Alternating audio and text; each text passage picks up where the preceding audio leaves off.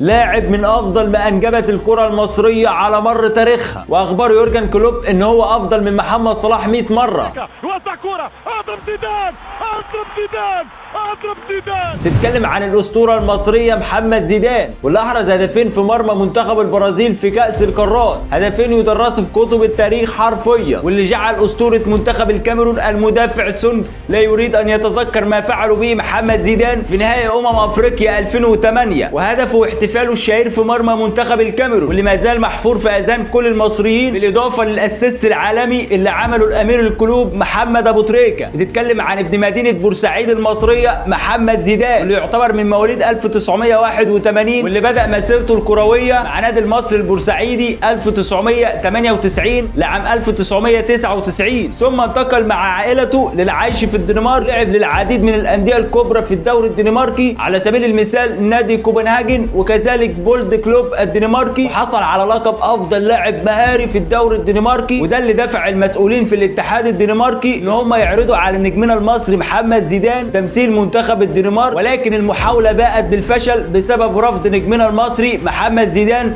تمثيل منتخب الدنمارك، املا في الحصول على فرصه حقيقيه وهي تمثيل منتخب مصر. وقبل انتقاله للدوري الالماني، محمد زيدان قد حصل على لقب افضل لاعب في دوري السوبر الدنماركي مع نادي ميتلاند، افضل نادي في الدوري الدنماركي، ولعب للعديد من الانديه في البوندسليغا، على سبيل المثال نادي ماينز الالماني في عام 2005 2006 لعب معاهم 53 مباراه وقدر يسجل 29 هدف. لاعب كانت بتتوافر فيه كل مقومات المهاجم السوبر حرفيا، بيسجل اهداف من داخل وخارج ال 18 وفينشر على المرمى بشكل مرعب ومميز للغايه، بيسجل براسه والقدم المفضله عنده كانت القدم اليمنى وكذلك اليسرى. وكذلك لعب مع نادي فيردر بريمن الالماني وخاض معاهم 15 مباراه وقدر يسجل 3 اهداف، وكذلك نادي هامبورج الالماني وقدر يسجل معاهم هدفين، كان منهم هدف عالمي في مرمى ريال مدريد في عام 2008 في بطوله كاس الامارات الوديه، يدرس في كتب التاريخ حرفيا. هدف على طريقه النفاسه الهولنديه الرين روبن في حارس ريال مدريد العملاق بوفون، واللي كان بيتفرج على الكوره زيه زي المتفرج بالظبط، علشان في موسم 2008 2009 بينتقل نجمنا المصري محمد زيدان لنادي بروسيا دورتموند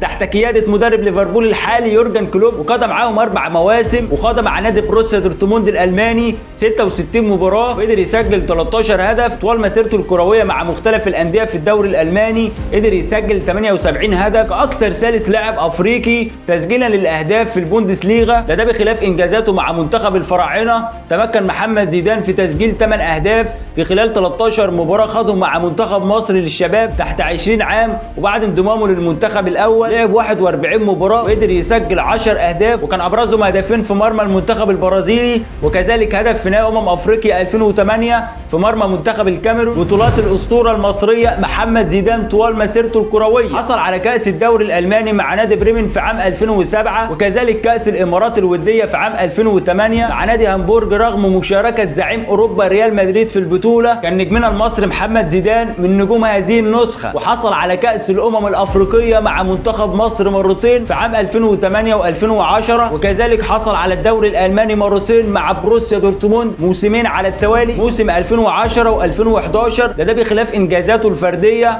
سواء في الدوري الدنماركي او الدوري الالماني، وكان ما بين افضل 11 لاعب في بطوله افريقيا 2010. بتتكلم عن لاعب هو حدوته مصريه ابتداها من الصفر حرفيا، ولو كان يهتم بنفسه اكتر كان اصبح ما بين افضل لاعبي العالم كما قال يورجن كلوب مدربه السابق في بروسيا دورتموند. واختتم نجمنا المصري محمد زيدان مسيرته الكرويه في عام 2015 2016 بعد تجربه قصيره مع نادي بنياس الاماراتي، وقبلها كان خاض تجربه في الدوري المصري مع نادي الانتاج الحربي. لاعب كان مهاري وموهوب وقناص ومرعب بالمعنى الحرفي وذو قدرات عاليه للغايه. لاعب لو كان مشي على نفس خطى محمد صلاح وكريستيانو رونالدو وكذلك ميسي كان هينافس بنسبه 100% على الكره الذهبيه، ودي تعتبر النصايح اللي قالها له يورجن كلوب لما كان مدربه مع نادي بروسيا دورتموند الالماني. بس كده قول لي انت بقى كمشجع ومحب لكره القدم، تفتكر فعلا محمد زيدان لو كان يهتم بنفسه زي ميسي ورونالدو ومحمد صلاح كان هينافس على الكره الذهبيه ولا لا؟ ومع نهايه الحلقه كالعاده ما تنساش تحط لايك للفيديو،